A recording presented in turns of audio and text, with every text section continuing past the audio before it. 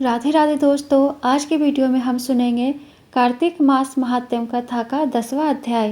राजा पृथु बोले, हे ऋषि श्रेष्ठ नारद जी, आपको प्रणाम है। कृपा अब यह बताने की कृपा कीजिए कि जब भगवान शंकर ने अपने मस्तक के तेज को क्षीर सागर में डाला तो उस समय क्या हुआ।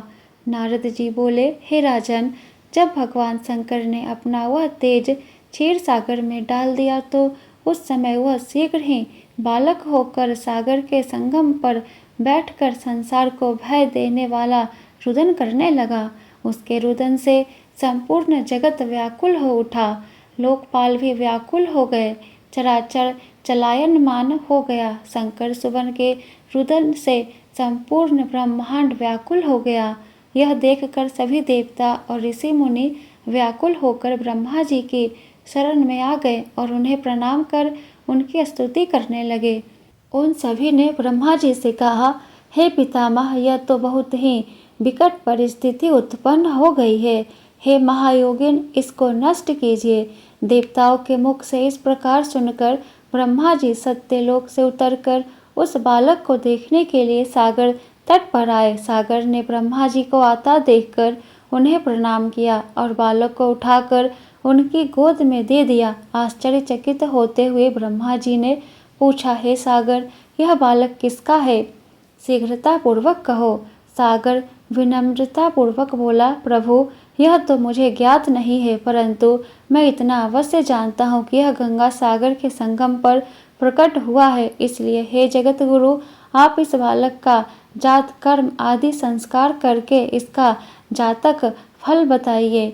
नारद जी राजा पृथु से बोले, सागर ब्रह्मा जी के गले में हाथ डालकर बार बार उनका आकर्षण कर रहा था।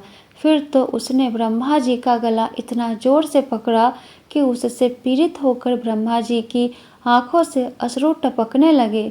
ब्रह्मा जी ने अपने दोनों हाथों का जोर लगाकर किसी प्रकार सागर से अपना गला छुड़वाया और सागर से कहा, हे सागर, सुनो, मैं तुम्हारे इस पुत्र का जातक फल कहता हूँ। मेरे नेत्रों से जो यह जल निकला है, इस कारण इसका नाम जलंधर होगा। उत्पन्न होते ही यह तरुणावस्था को प्राप्त हो गया है, इसलिए यह सब शास्त्रों का पारंगामी, महापराक्रमी, महावीर, बलशाली, महायोद्धा और रण में विजय प्राप्त करने वाला होगा।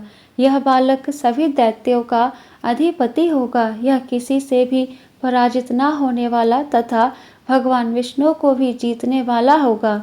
भगवान शंकर को छोड़कर यह सबसे अवध्य होगा। जहाँ इससे इसकी उत्पत्ति हुई है, यह वहीं जाएगा।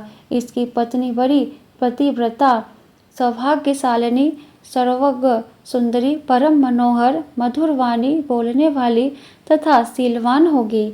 सागर से इस प्रकार कहकर ब्रह्मा जी ने शुक्राचार्य को बुलवाया और उनके हाथों से बालक का राज्याभिषेक कराकर स्वयं अंतर्ध्यान हो गए। बालक को देखकर सागर की प्रसन्नता की सीमा न रही। वह हर्षित मन से घर आ गया। फिर सागर में उस बालक का लालन पालन कर उसे पुष्ट किया। फिर कालनेमी नामक असुर को बुलाकर वृंदा नामक कन्या से विधि पूर्वक उसका विवाह करा दिया। उस विवाह में बहुत व्रत उत्सव हुआ। श्री शुक्राचार्य के प्रभाव से पत्नी सहित जलंधर दैत्यों का राजा हो गया। इति कार्तिक मास महात्म्य कथा का 10वां अध्याय संपूर्ण। बोलो विष्णु भगवान की जय। जय श्री हरि लक्ष्मी नारायण की जय।